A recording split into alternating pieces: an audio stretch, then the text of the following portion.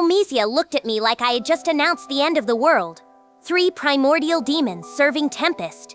To her, that was not a flex, it was a disaster waiting to happen. And then I had to tell her my answer. We march before the Empire finishes setting the board. AI Anime and Manga presents. If you want more light novel episodes like this, leave a like, comment on who handled the pressure best, and subscribe for the next part.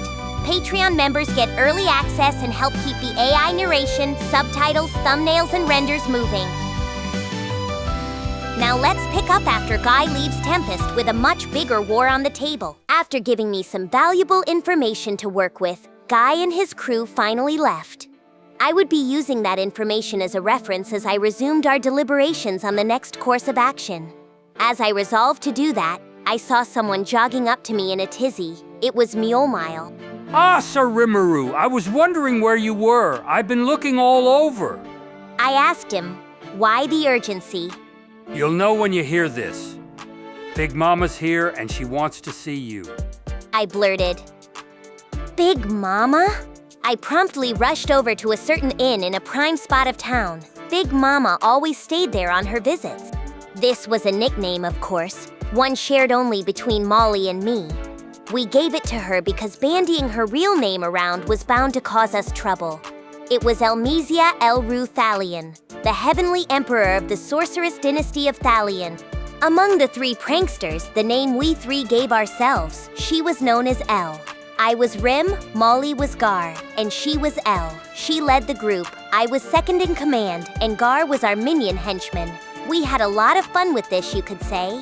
If Elle wanted to see me this urgently, I had to drop everything for her. I was pretty sure she knew we were fighting a war right now, though, so I asked Molly. We told Elle that we're at war, didn't we? Oh, of course. In fact, she told me herself that she'd save her next visit for when things settle down. Molly here had actually known Elmesia longer than I had, sitting in for me when I was busy and negotiating over this and that, both in public and private. Public here meant official diplomatic relations with Thalion, and I was pretty much hands-off with that stuff, leaving it wholly to Molly and Rigurd's circle. They oversaw construction progress, established trade regulations, set up tariffs and other logistical matters, and discussed security for merchants and visitors from both our nations. Anything and everything had to be looked over with a fine-tooth comb until it was mutually acceptable to us all. It was a daunting task, but they did their best at it without complaint. Private, meanwhile, was more about the fun debauchery we got up to as the 3 pranksters. Debauchery might sound a little shady, and indeed, our little side hustles weren't the kind of things your mother would approve of. What were they exactly? Well, basically, we were attempting to take full control of our newborn and gigantic economic trade zone. That deserved a moment of silence. Maybe several. At first, the 3 of us were simply drinking buddies. We were discussing business matters at the bar before long, however, and the next thing I knew, this had ballooned into sensitive matters concerning the management of our nations. It was on me for having such a big mouth, but Molly was equally guilty for not stopping me. Besides, it was not like us 2 were the only ones blabbering away. Elmesia leaked out a lot of secrets to us as well. It was little wonder we all let our guard down. All 3 of us were blaming it on the alcohol, essentially. Benders can be real scary. This relationship was, of course, totally confidential. Just a secret between the 3 of us. It would have to be, because if word got out about these talks, we would be subjected to a whole lot of vitriol. I was sure my staff would be silently applying pressure on me to stop, and Molly would probably develop an ulcer from all the criticism. I bet even Elmesia would become the target of some sarcastic remarks from Errol. So we were a tight-knit secret society, the 3 pranksters, and by this point our friendship had transcended our positions in society. This arrangement began in earnest, if I recall, around when we won the battle against the Rossos. Right when that clan was on the decline, the Western nation's criminal underground circles were all but decimated. Nobody was providing any cohesion, and things were starting to break down into factional warfare. I was not about to abide by this, so I asked Testarossa to help keep the peace over there. That prevented things from getting out of hand, but we could not keep things as they were for long. Only when the local police or military really could not handle matters did we provide some secret assistance to them.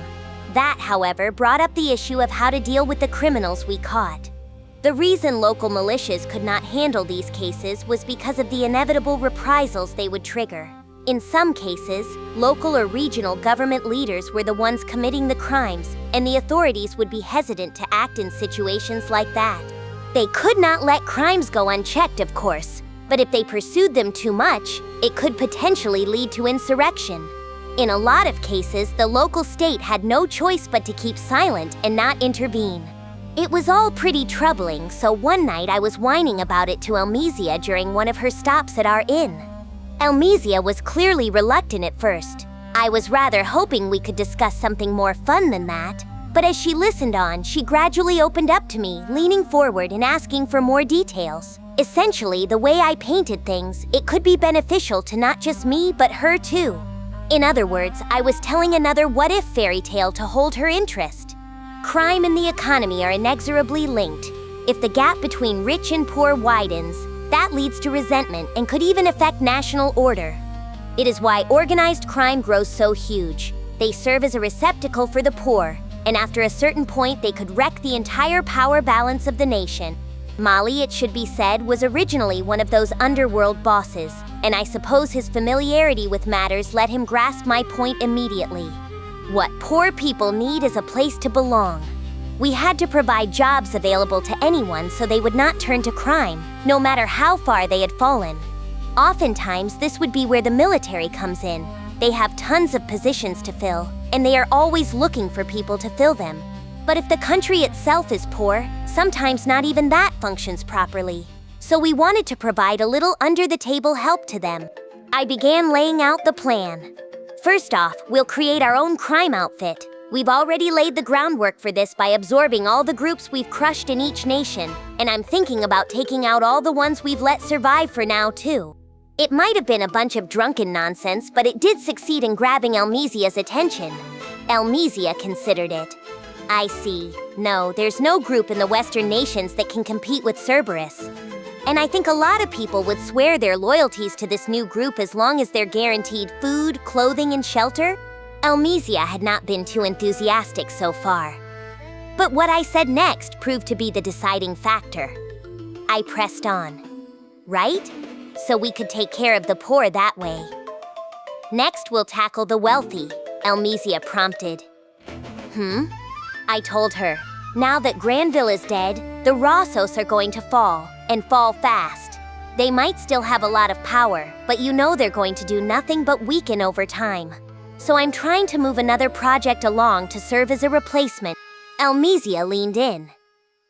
A project? Let me hear more about it, I reminded her. Well, you know it. The idea you mentioned before, about having Bloomin' function as a concentrated industrial hub. Sir Fuse is making preparations for me along those lines, and he's already secured the necessary personnel, I understand. Mjollmile and I had already consulted with each other on this grand concept.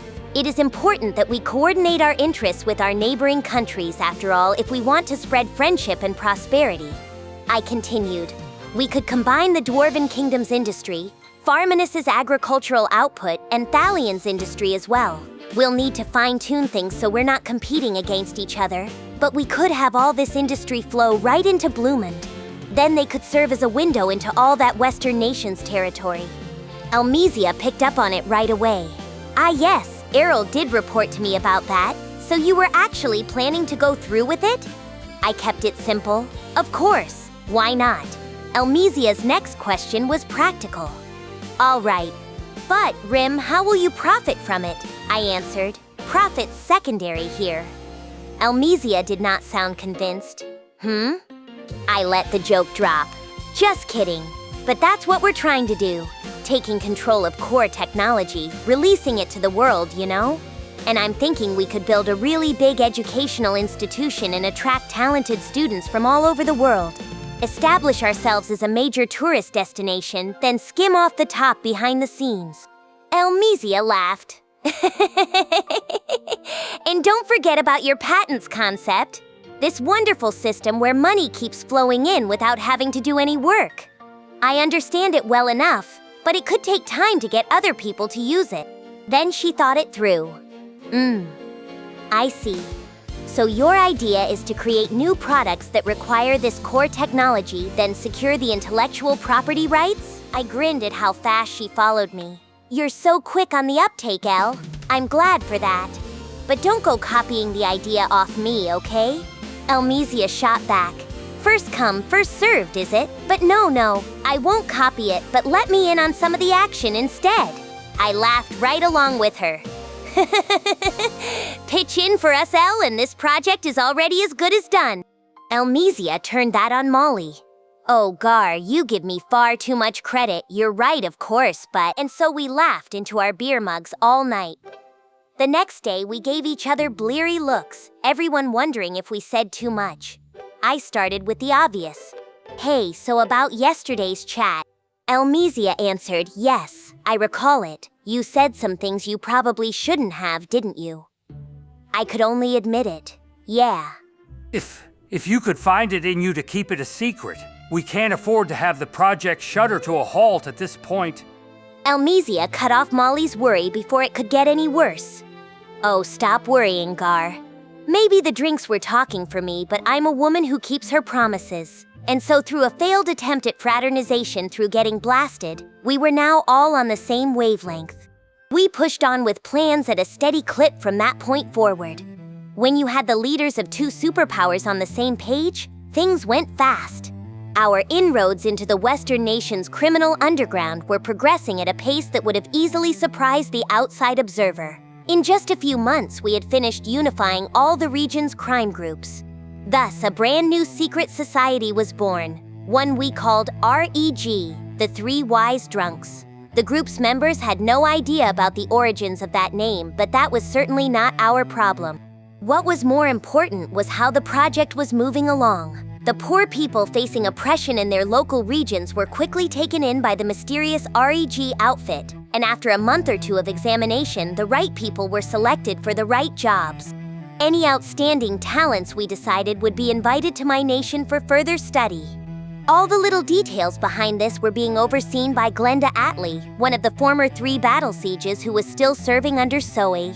She said she would gladly take any job, dirty or not, and now she was acting every bit like a mob boss.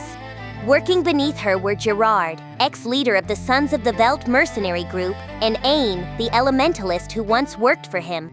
These were 2 pretty notorious names around the Western nations, with the type of leadership skills that naturally attracted the seedier elements of the local population. This underworld fame served them well as they carried out Glenda's orders. Most people seemed to assume this trio was the 3 wise drunks being referred to. We really were just 3 drunken idiots, but people were misinterpreting it as being drunk on dreams or other fancy stuff like that, so I would keep the truth to myself. So that was what we had cooking underground. Now let's examine our activities as public figures. For this effort, we decided it was better to create 2 organizations that would compete against each other, instead of a single monolith that would be too vulnerable to corruption. The first one was a new company founded by Molly, mostly comprised of educated staff from Bloomund and engaging in commercial business in tandem with the council. This we named the 4 Nations Trade Alliance, chaired by a representative from Tempest with a board of executives from Bloomund, Farminus, and Dwargan as well. Molly was installed as CEO, ensuring I would always have a hand in its affairs. The second group was a coalition of Western nations trade groups that Elmesia would work behind the scenes to form. Doran, monarch of the kingdom that bears his name, would be lent money to establish the firm under his banner, which would allow it to absorb the surviving members of the Rosso family. Essentially, we were setting up a playing field for everyone who was particularly hostile to us. But it attracted a lot more people than expected. The firm was named the Western General Trade Company, with one of Doran's sons serving as president, Prince Figaro Rose Doran, a descendant of the Rossos, who possessed all the intelligence and talent that name conferred. The prince and his father were the only people who knew about Elmesia's involvement. They agreed to play along in exchange for her protection. Doran reportedly said, "In the Rosso family, you need a flexible mind to survive." If the world's most powerful demon lord and someone with as much influence on the world as the Heavenly Emperor are forming a team, deciding not to take part would surely spell our doom. If you were going to credit the Rossos for anything, praise them for how seriously they took their contracts. As long as we both fulfilled our side of the contract, we could trust this relationship to stay unchanged for the foreseeable future. It is also worth adding that between Elmesia's shares and mine, we controlled 61% of the Western General Trade Company. Elmesia was the top shareholder, so if Figaro decided to betray us, the firm would collapse right then and there.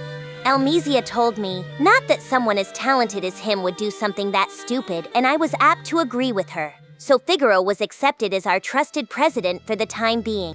Thus, we had two different companies kicking off at the same time. These two firms were ostensibly competitors in the same field, conducting price wars and scrambling to secure exclusive distributors. But this was all legal, healthy competition, with no use of force involved. Some of the staff occasionally took the cowardly approach and tried tapping organized crime to lend them a hand, although for some reason it always backfired on them. The REG group informed me of some pretty wild stories related to this. I deliberately did not try to stop any would-be criminals, but I hoped it was clear to people that if they went too far, they would be the ones to pay for it. It was a shame that some ne'er-do-wells would resort to extreme measures, but at least both companies were bursting with motivation. They were also growing much faster than expected. In just a few months, they had developed into stable organizations, with positions established in a multitude of specific fields and a firm hierarchy in place. Right now, when we were under Imperial attack, I heard they were enjoying quite a bit of war-based demand for their goods. I wondered if this was a bit too opportunistic of them. But since I was taking in their profits as a shareholder, I decided to call it a necessary evil and leave it at that. It would not do to regulate everything after all, and that goes double when it was my own interests at stake. And so in relatively short time, we were on our way to seizing the local trade community for ourselves. After all that background, the sudden visit felt even heavier. If Elmesia had stopped by here without advance notice, there must have been some kind of emergency. Maybe Prince Figaro skipped town on us after all? We had countermeasures in place for that scenario, but it would mean I would have to give up some of my shares, so it made sense if Elmesia wanted to come over to discuss that. At the inn, I was taken to a detached townhome Elmesia was occupying. I greeted her lightly. "Thanks for waiting for me. How's it going, El?" No point speculating any further. Time to ask what she wanted to talk about. She did look pretty miffed about something, not even trying to hide her depression as she stared right at me. I tried again, more carefully. "Oh, something upsetting you?" Elmesia snapped back. "Upsetting would be the kindest way of putting it. Do you have any idea what you have done?" What? Oh man, she sounded legit pissed. And this did not seem to be any wise drunk business after all. I asked, "How do you mean?" Her answer was short. "Sit down," I answered. Sure?" Not wanting to anger the sharp-eyed Elmesia any further, I meekly kneeled down on the tatami mat floor. Molly was doing the same next to me, and this seating position was clearly making his legs cramp up. Elmesia went straight to the point. "Rim? Is it true that you've been evolving some of your people? How did she know that?" I gave Molly a quick side glance. He shook his head back to indicate he did not know either. "So where did the leak come from?" Elmesia told us. "My boy Gazel gave me an urgent message. He said he wasn't sure whether to tell me but decided to in the end. Honest of him, isn't it?" To Elmesia, even a sly old fox like Gazel was still her boy. But that was what happened. I was not really hiding what I did, so I should not be that shocked, but the sheer speed was pretty unexpected. I explained, "Well, the Eastern Empire's a lot more dangerous than I thought, so I wanted to get ourselves powered up as best I could. I didn't think hiding it was a good idea, so I invited Jane to witness it." Elmesia's voice dropped. "Oh, so it's true?" She stood up, turned her back to me, and looked out a window. There was something sad, sorrowful in a way about the sight. Then her anger came right back. "Why are you talking like it's somebody else's business?" She whacked me on the head with the folding fan she took out from her pocket. I stammered, "No, I didn't mean it like that. I was just trying to lighten the mood here a little." "Sheesh." Elmesia pressed harder. What do you even want to do with an army that powerful? I answered as plainly as I could. Huh? It's not that I want to do anything, really. I'm trying to build a country that's fun to live in. Elmesia was not done. And Gazel tells me you have more primals serving you than just Diablo now? I answered, yeah. Sorry, I thought I told you. I wasn't aware of it myself until a little while ago. You know Testarossa, don't you, El? I always thought she was really talented, but it turns out she's a primal too, I guess. So there's her and two more, Carrera and Ultima, and they're serving as heads of our Supreme Court and Chief Prosecutor, respectively. When I finished explaining matters, Elmesia began to visibly shake. Elmesia groaned. And that is the truth as well? Then she sat down in front of me, gazing straight into my eyes as she asked me directly, "Are you trying to destroy the world?" I denied it immediately. Huh? No way. Elmesia's voice rose. Because from my viewpoint, that's the only thing this could be. Now she was shouting. I hurriedly began making excuses, Molly joining my side as we verbally sparred for the next half hour or so. At last, Elmesia summarized it. So you're telling me that Guy and Ludora are playing a game, using their respective pieces to decide on a winner? I jumped on that. Right, exactly. Then she turned to Molly. Is that true, Gar? I can't say I am that well informed on the situation either, but really, I'm not entirely certain this is something I should be listening in on, is it? I admitted, well, no, it's not, but too late for that, right? If I may, I'm not entirely sure too late for that is much comfort for me. Yeah. Guess I totally dragged him into this, didn't I? Sorry about that. But given the relationship we had, I was sure Molly would forgive me soon enough. Elmesia let out a long sigh. I think I understand now. If Guy was cajoling you, you were certainly in no position to turn him down, were you? Yes, precisely. Guy was threatening me, let's phrase it like that. I answered in my best Molly style. Indeed, it's painful for me to accept as well. I was beginning to take on Molly's manner of speech, but either way, we were finally starting to appease her. Elmesia sighed again. Either her anger was gone, or she was scrambling to regain her composure. Elmesia moved on. So what are you going to do?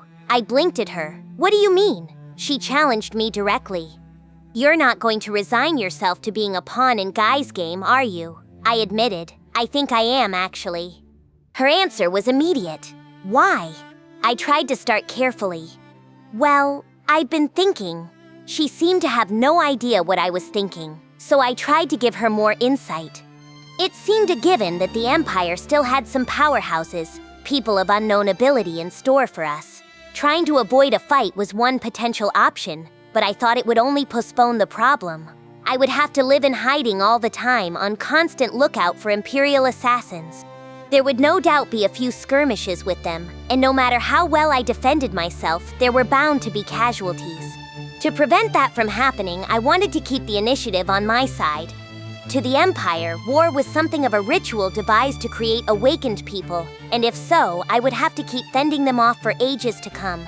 Ignoring them would just give them more time to build their army up. I laid out the decision I had made. There's no point in padding my numbers, so I'm just gonna march right over with my main force and negotiate a peace deal. If we can get rid of Ludora's pawns while we're there, hopefully Guy will take care of the rest for us. I really could not rely on Guy at all, so I was not expecting that much from him. But then the question became who to take with me. Are you going to be all right, Sir Rimuru? I shot back. Whoa, Molly, who do you think I am? I may not look it, but I'm part of the octagram, you know? Whether it's an emperor or his personal guard, I ain't losing sleep over any of their guys. Ah, yes indeed. Truly you are like a goddess too well. I caught that one. Goddess? This guy was still looking at me that way. One glare from me made him rethink his words. I mean, truly you are a demon lord we can all trust in? I recovered as best I could. Yes, well, just leave it all to me then. We both laughed our heads off. I knew this was not what he wanted to hear after this, but if things really went south over there, I was planning to turn tail and run back home. I would have to pretty much become a shut-in, and I was prepared for that, so I did not bother dwelling on the idea much. Elmesia narrowed the issue. So can you specify to me whether you plan to simply defeat Emperor Ludora's guard, or kill them all outright? I was not a fan of any questions that assumed I would be victorious, but I already had an answer to this one. I told her I'll avoid killing as much as I can. Based on the game's rules for victory, Guy wins once I neutralize everybody except for Ludora, after all. Once I reach that point, I don't think it's a matter for me any longer. Elmesia gave that a satisfied nod. Then she said, "All right. Do your best not to disappoint me then. If worst comes to worst, I will take care of matters in your nation. Please do not say such ominous things to me." I pushed back. "No need to worry. I'm not into sacrificing myself nobly for the greater good, you know? My motto's for everybody to have fun together, so no way am I gonna get killed over this." Elmesia gave me a breezy smile. "Good. But remember this as well. If you die, it will put this world fully in ruins. You are the only one who can tame monsters like Diablo and his primals. The other creatures you evolve to Demon Lord level may not all agree with each other. If a conflict arises, it will inevitably erupt into war. Do you understand that? You can't just cast off what you're trying to do when you're not even done yet. Never forget that." That was Elmesia's heartfelt advice to me. I answered her seriously. "I know. I get you. I really do." I swore it to her, my face dead serious. The game was now in its final stages. Just a few more turns, and our victory would be set in stone. One wrong move, though, and the entire board would be flipped upside down. We needed to be calm and careful. The first thing was to contact Yuuki and discuss how we would deal with Emperor Ludora. Then, the day after that, we would set off for the Empire. Route confirmed. The next episode and full playlist are ready. Then don't stop here. Keep watching in story order and subscribe before the next part drops.